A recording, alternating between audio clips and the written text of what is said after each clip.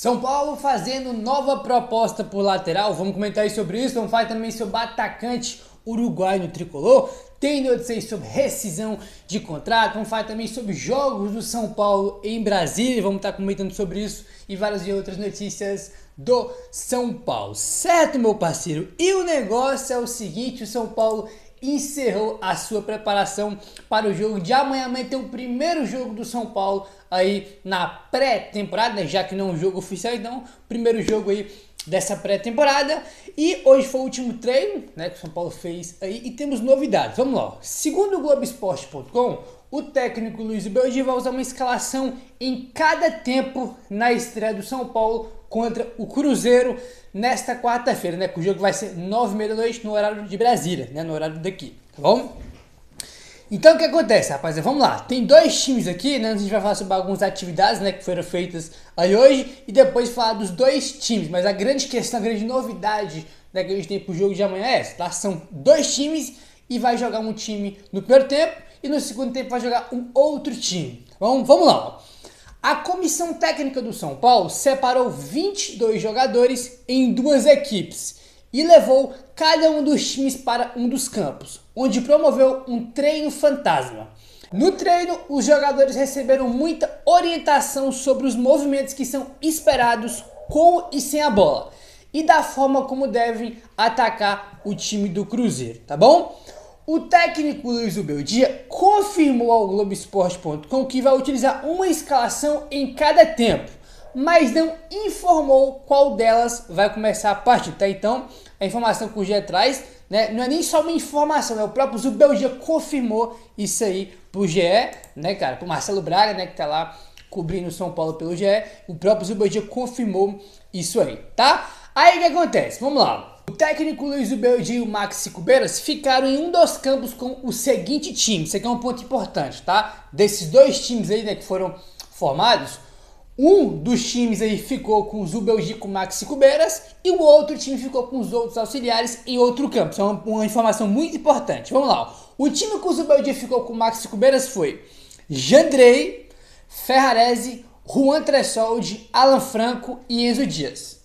Alisson e Pablo Maia, Eric, Oscar, William Gomes e Caleri, tá? Gabriel, que raio de escalação é essa, rapaziada? São dois times misturados, tá? É literalmente titular com reserva. É uma mistura, tá? Até porque você vê que no mesmo time tem aí o Eric, por exemplo, né? Que não é estado do time, né? Ou não era ano passado, junto com o Caleri, com o Oscar, com o Jandrei. Então é uma mistura, tá? Esse foi o time que ficou aí trabalhando com o Zubeldia e o Maxi Cubeiras. No outro campo, tá? Ficou lá o Carlos Grueso e o Alejandro Escobar, que é os outros auxiliares do Zubeldia, com o seguinte time: Rafael, Igor Vinícius, Arboleda, Sabino e Moreira.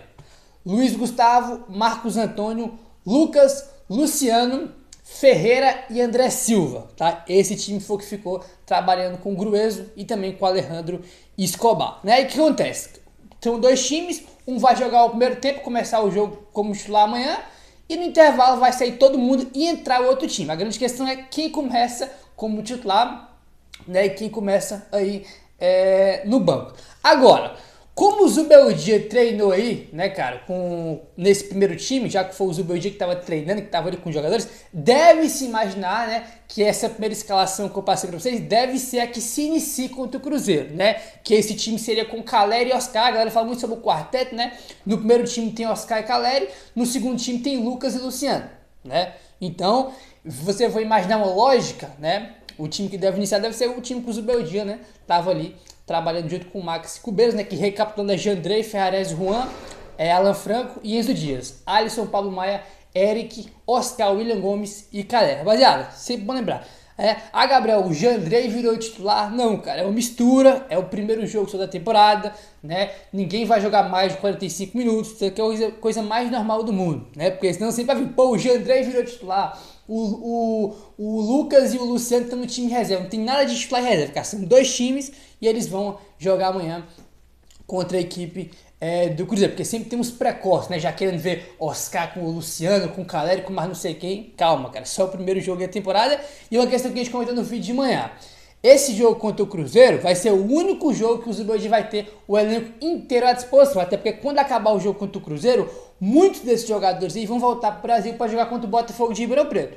E o resto vai ficar para o jogo contra o Flamengo. Então, no jogo contra o Flamengo, a gente pode ter uma espécie de um time titular mais forte, podemos dizer assim. Enfim, vai ter, né, bem menos jogadores para ele utilizar contra o Flamengo. E no jogo contra o Cruzeiro, ele vai utilizar todo mundo, o que é o correto. Até porque é o último jogo que ele tem, né, o único jogo que ele vai ter todos os jogadores à disposição, tá bom? Aí o que acontece? Só continuando falando sobre as atividades. Ao término das atividades, os jogadores fizeram um treino de cruzamento com ultrapassagem do ponta e também do lateral. E finalizações de dentro da área, né? Foram as outras atividades aí que o Zubeldia fez com os jogadores do São Paulo, tá? Falando sobre alguns jogadores de forma específica que não estão nos times que a gente citou, né? Nas duas escalações aí, ó.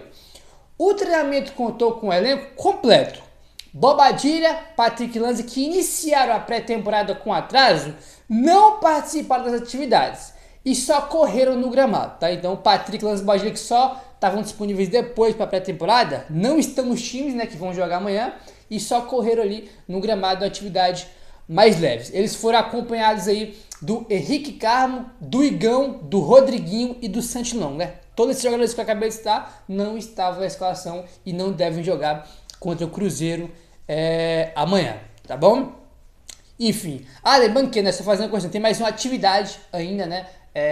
À tarde, mas o Zubeldia já montou aí essas duas escalações e agora é só saber quem vai começar como titular e quem vai entrar aí na segunda etapa, né? Tem mais atividade hoje ainda lá dos Estados Unidos. Hoje também tem a rapaziada do São Paulo, né, cara, que vai jogar aí nas nossos crias de Cotia, vão entrar em campo aí pela terceira fase aí da Copinha, São Paulo Juventude, lá em Jaú, onde é a sede, onde é a casa do São Paulo aí na Copinha. Jogo às 6h30, né, 6h30 ali, né, finalizando a tarde, entrando ali na noite, aí já com transmissão da Cazé TV, lembrando que é a terceira fase. E quem passar aí vai para as oitavas, né, irmão? Oitavas, quarta, semi e final. Então vamos torcer para a rapaziada do São Paulo conseguir vencer hoje. Juventude, pelo que eu tava olhando, já é um adversário mais difícil, né? Não é tão fraco como era os outros times do São Paulo enfrentando. Então, esse pode ser né, tem tudo para ser um jogo mais competitivo, né? Um jogo mais difícil aí. Então vamos torcer para o São Paulo fazer um bom jogo e conseguir a classificação para as oitavas, tá bom? Vamos avançando agora e vamos falar sobre os jogos do São Paulo em Brasília. Tá informação aí do Eduardo Afonso. Devido ao show da cantora Shakira, o São Paulo terá que mandar 2 jogos do Paulistão fora do seu estádio. O duelo contra a Inter de Limeira, que é no dia 10 de fevereiro, e contra o Velo Clube no dia 13 de fevereiro. Ambos os jogos seriam no Morumbi e vão ser disputados no Mané Garrincha em Brasília, né? 2 pontos. Ano passado já tinha comentado, né, sobre esses shows da Shakira, né, que ia ter em fevereiro, e que o São Paulo ia ter que procurar outro lugar para jogar. Já vi os comentários sobre isso. E também comentando que o São Paulo tem um acordo aí, né, para 2025 realizar jogos lá no Mané Garrincha. Inclusive o São Paulo participou da troca do gramado do Mané Garrincha. O São Paulo investiu, né? Participou literalmente aí da troca do gramado do Mané Garrincha. Então São Paulo tendência é que tenha muitos jogos lá em Brasília, né? Aí uma curiosidade, o jogo contra a Inter de Limeira é dia 10 e o jogo contra o Velo Clube é dia 13. Só que no dia 8 o São Paulo joga contra o Bragantino, tá? Dia 8 vai dar no sábado. Então olha só que loucura, o São Paulo joga dia 8 contra o Bragantino no sábado. Aí dia 10 vai dar na segunda-feira, entendeu? Segunda-feira, então você joga 8, né? Que vai dar no sábado contra o Bragantino. Só tem domingo de descanso. Segunda-feira tu já tem que jogar contra a Inter de Limeira em Brasília, né? E na quinta-feira vai ser o jogo contra o Velo Clube, né?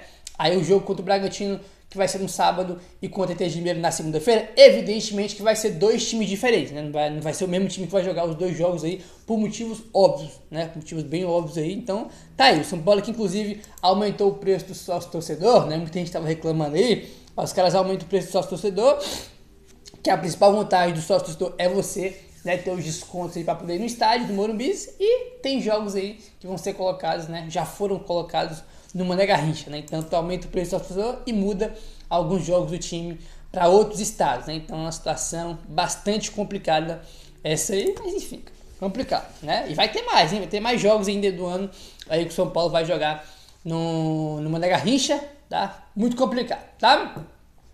Vamos avançando agora, rapaz. Tinha saído aí, né, no dia de hoje pela manhã, né, que o Christian Oliveira, né, tava aí, jogador do Los Angeles FC, da MLS, da Major League Soccer. Ele deu uma entrevista que eu nem acompanhei, né, só vi as páginas do São Paulo postando aí, de que ele tinha dado uma entrevista lá pra ESPN do Uruguai.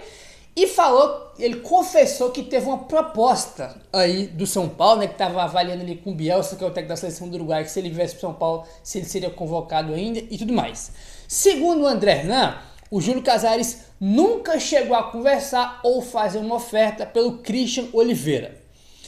Pois, segundo a alta cúpula do São Paulo, o tricolor não teria no momento condições financeiras de fazer o investimento pelo atacante uruguaio, né? Então, ele deu entrevista lá, é algo estranho, né? O jogo da entrevista falar que teve uma proposta de um time, mas pelos lados aqui do São Paulo, todo mundo nega, né? Falar que não tem nada, que não fez proposta, e alega também que o São Paulo não tem condições de trazer o jogador, até porque ele é um jogador caro, né? Tá falando que ele tem um valor de mercado caro e evidentemente para trazer ele teria que fazer um investimento aí. Não sei como é que tá o contrato dele, né? Tô falando de valor de mercado. O valor de mercado é um jogador caro aí de seleção, né? E tudo mais, mas enfim, o São Paulo nega aí essa possibilidade de trazer o Christian Oliveira. Agora ele é um atacante de lado, né? Mais um ponta. Aí que, segundo o GE, é um jogador que o São Paulo está buscando a pedido do Zubeldia. Tá a questão do lateral direito, que é a prioridade, mas o Zubeldia que ainda é um reserva, né, pro Caleri, e um jogador ali mais versátil, que pode jogar, né, cara, ali como ponta, que é a posição do Christian Oliveira, né, pode jogar como segundo atacante, o cara mais versátil ali no ataque, que possa fazer várias funções aí, coisa que eu acho difícil o São Paulo trazer, porque tá complicado, né, complicado, e é exatamente sobre isso que vamos comentar agora, sobre complicações aí do São Paulo no mercado. Vamos falar aí sobre o Lucas Rosa, que é o lateral direito aí do Real Valladolid, que é a principal carência do São Paulo, já que trouxe o Enzo e o Wender, da chega no meio do ano, e agora tem que buscar um lateral direito, que é a prioridade do São Paulo no mercado. Vamos lá, informação, temos duas informações, a primeira é do GE. O São Paulo não faz cerimônias para dizer que o clube neste momento não tem dinheiro em caixa para fazer investimentos em contratações. Atrás de um lateral direito, por exemplo, o clube encerrou as conversas com o Real Valladolid pelo Lucas Rosa, quando o clube espanhol pediu 1,5 milhão de euros, que daí 9 milhões e 300 mil reais à vista pelo jogador, tá? Então é isso, o São Paulo tinha feito uma sondagem, tinha oferecido uma proposta de empréstimo, o Real Valladolid recusou, falou que só queria vender de forma definitiva, o Real Valladolid falou, beleza, então a gente quer 1,5 milhão de euros à vista, São Paulo com isso saiu da negociação, segundo o GE. Tá? Por que segundo o GE? Porque segundo o Eduardo Afonso, que é dos canais ESPN, ele trouxe que o São Paulo está avaliando fazer uma nova proposta, uma segunda proposta. Então, o GE trouxe que encerrou as negociações, o Eduardo Afonso trouxe que o São Paulo está avaliando aí, que não desistiu e pode fazer uma nova proposta. Vamos aguardar os próximos desdobramentos aí dessa situação envolvendo o Lucas Rosa, lateral brasileiro que joga aí no Real Valladolid. Agora, eu fico imaginando o seguinte, né? Os caras vão lá, vão no Real Valladolid, um lateral que é titular, tem contrato até 2026, tem mais 2 anos de contrato com o Real Valladolid, né? O cara tá valorizado, tá jogando bem lá, né? Isso baseado nas informações, é um cara valorizado lá que tá bem. Aí o São Paulo vai lá e por empréstimo os caras não queriam, que é óbvio que o cara é importante pro time. Aí o Real Valladolid pede 1,5 milhão de euros, que sinceramente é um pedido, cara, até baixo, né? Quando o São Paulo estava esperando, né, a resposta do Real Valladolid de quanto o Valladolid queria pelo jogador, eu imaginei que eles iam pedir bem mais, sei lá, 4, 5, 6 milhões aí de euros, mas não, pediu só 1,5 milhão de euros, que dá aí 9 milhões de reais, só que eles querem à vista. Eu acho que a questão aqui que pegou no São Paulo não é nem o valor em si, né, de 1 milhão de euros, de 1,5 milhão de euros, porque não é nada de outro mundo, é um valor até bem razoável. Aí acho que a questão aqui é à vista, e o São Paulo não tem à vista para pagar agora esse valor. Tanto é que o São Paulo fez uma proposta para o Nathaniel para pagar 4 milhões em 2026 e mais 4 milhões em 27, né? E evidentemente o Coritiba recusou aí essa proposta. São Paulo e o Nathaniel foi jogar lá no time do Atlético Mineiro. Fomos chapelados, né, galera? Fomos chapéu. Fomos literalmente chapelados aí pelo Galo, tomamos chapéu, e o Nathaniel não vem mais, né? tá no Galo. O Lucas Rosa aí, os caras querem uma grana à vista. Vamos ver se o São Paulo vai preparar uma nova proposta ou se vai atrás de outro nome, o que é o mais provável aí, né? Vamos aguardar, belezinha? Vamos avançando agora e vamos falar aí sobre o Gedson Mendes, né? Vocês vão lembrar que a gente comentou aqui com vocês uma informação aí que o César Luiz Melo trouxe de que o São Paulo tinha acertado a rescisão de contrato com o Jackson Mendes. Mas ainda tem alguns pontos a serem definidos para a rescisão acontecer. Segundo o Éder Traskini do UOL, o São Paulo já ouviu que o volante Jackson Mendes que aceita rescindir o seu contrato e deixar o clube. Jackson Mendes sinalizou positivamente abrir mão do último ano de contrato com o clube e deixar o São Paulo, tá? Então, ele abre mão do último ano de contrato dele, que é 2025, ele tem contrato até dezembro, né? Aí um ano inteiro pro São Paulo. O São Paulo recebeu, né, dos empresários que ele aceita rescindir o contrato com o São Paulo. Tá, Gabriel, se aceita, porque tem uma questão aqui. O São Paulo, porém, tem dívidas como atleta e tenta traçar um plano para acertar os valores em atraso. O Jackson Mendes aceita abrir mão do restante do contrato, mas quer receber o montante atrasado, super justo, né, cara? Os caras estão devendo dinheiro pro Jackson Mendes, né? Um negócio inacreditável, né? Como é a gestão financeira do Casares, cara, a parte financeira dessa gestão do Casares. Tem questão do patrocínio que aumentou, o faturamento aumentou, mas, irmão, é questão de dívida, meu irmão. A palavra dívida na gestão do Casares é uma tragédia, parece que tudo dá errado, né? Os caras estão devendo pro Jackson Mendes, tá? E é isso, ele aceita abrir mão do último ano de contrato, mas ele quer receber o que tá atrasado. E é super justo isso, tá? Jamais vou julgar ele aqui por causa disso, muito pelo contrário, ele tá fazendo até correto. Aí o que acontece? Mais alguns detalhes aqui dessa dívida. A dívida é referente ao período em que o jogador estava emprestado ao Elche da Espanha. O São Paulo deixou de pagar a porcentagem do salário que cabia ao clube. Ele foi pro Elche emprestado com a divisão do salário. O São Paulo pagava uma parte, o Elche da Espanha pagava outra. O São Paulo simplesmente deixou de pagar a parte do salário do Jackson Mendes que estava no contrato. Incrível, né, cara? É um negócio assim espetacular. A saída do jogador vai representar uma economia de pouco mais de 500 mil reais na folha do clube, tá? Então ele ganha pouco mais de 500 pau por mês, né?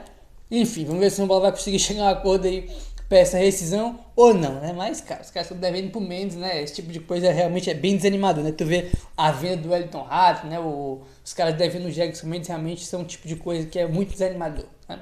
Parceiro, se inscreve no canal, deixa seu like, valeu, tamo junto e saudações tricolores.